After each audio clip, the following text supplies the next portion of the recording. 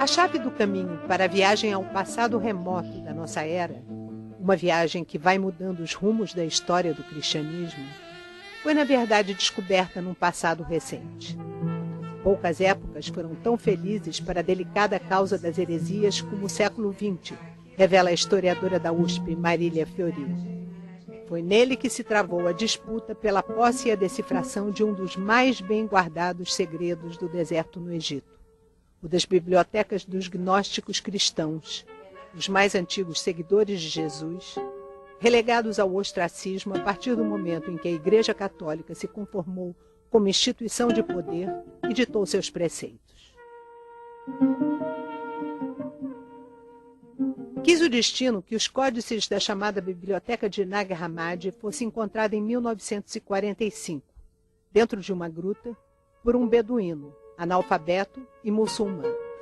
Durante mais de 3 décadas, o tesouro de Muhammad Ali foi alvo de uma intensa batalha entre antiquários, pesquisadores de universidades europeias e instituições internacionais, até finalmente emergir, devidamente decifrado, graças à persistência de um norte-americano.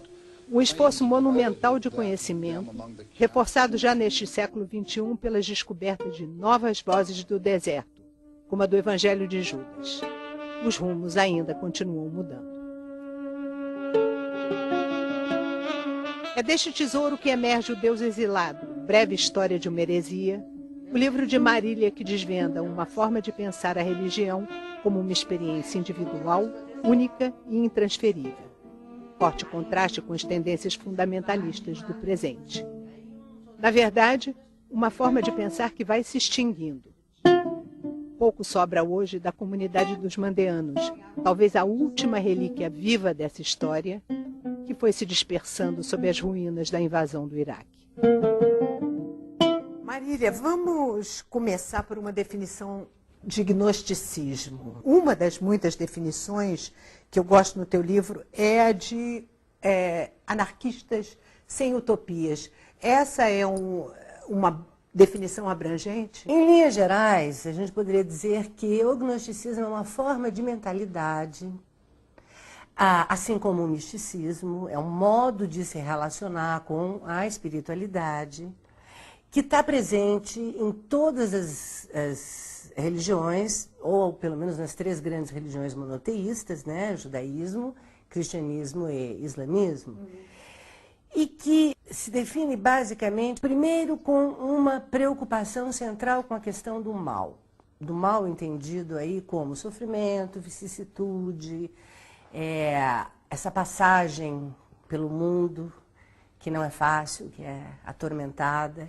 Agora, talvez uma definição mais precisa do gnosticismo seja a etimológica, né? Que é parte do próprio termo, gnose. O que é gnose? Gnose é conhecimento. É uma forma de conhecimento através da experiência. Então, por exemplo, na Torá, o chamado Antigo Testamento, porque esse também é um nome que é uma forma dos cristãos rebatizarem a Bíblia hebraica, quando Adão conhece Eva, ele conhece Eva no sentido da gnose, isso é, ele experimenta Eva. Então, a ideia central do gnosticismo é que o contato com o divino não se faz através da fé. O gnóstico cristão é aquele que acredita que conhecerá Deus, ele experimentará Deus através do contato com a faísca, com uma chispa, com um pedacinho, uma lasca divina que existe dentro dele. Então, um traço do gnosticismo é essa aversão ao dogmatismo. Tanto que a grande crítica que os padres da igreja, que são esses precursores dos teólogos, a grande crítica que eles farão ao gnosticismo é o excesso da imaginação dos gnósticos. Eles dizem, esses fulanos têm excesso de imaginação. Essa busca de conhecimento estaria talvez na origem dessa perseguição aos gnósticos cristãos? Para os ortodoxos, a principal qualidade de um bom cristão, isso é enfatizado nos escritos desses precursores dos teólogos no século II, a principal qualidade do cristão é o medo. É o medo que forja um bom cristão. Então, nessa medida, eles vão criticar os gnósticos porque os gnósticos, para eles, demonstram um certo orgulho ou arrogância, não cultivam o terror ou o medo e são inclinados à imaginação. Esta é uma discordância de ordem doutrinária.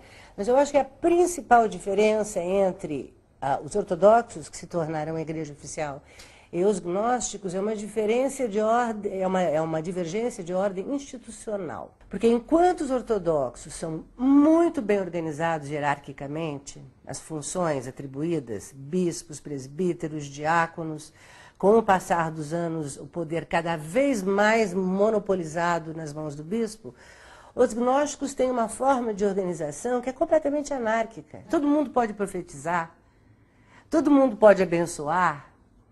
Então, eu acho que esse desapego em relação à organização, à hierarquia, à autoridade, é um traço marcante dos gnósticos e, de certa maneira, está na origem do fracasso institucional deles. Mas, na verdade, esse período que você aborda no início da nossa era cristã é um período onde essa perseguição foi mais branda do que a que se deu 800 anos depois, que você menciona como uma perseguição fundadora da Inquisição. Eu queria que você nos descrevesse o que foi a Cruzada Albigense. Ao longo do século X, XI, alguns grupos descontentes com a corrupção da igreja, a venda de indulgências, a opulência do papado, etc., começam a desenvolver ideias muito parecidas com as ideias dos cristãos gnósticos do século II, III, IV e V. A gente pode dizer que o movimento albigense foi de 1150 a 1330. Foi muito tempo de oposição. E muito tempo de oposição não só de camponeses, de gente pobre, de gente humilde, mas assim, com grande parte da nobreza ao lado deles.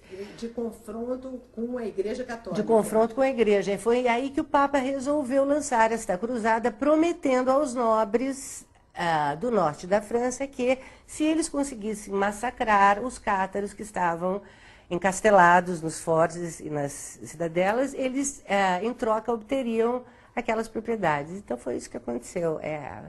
Foi, assim, um dos episódios mais hediondos, até para os padrões da época. Você diz que ele foi fundador...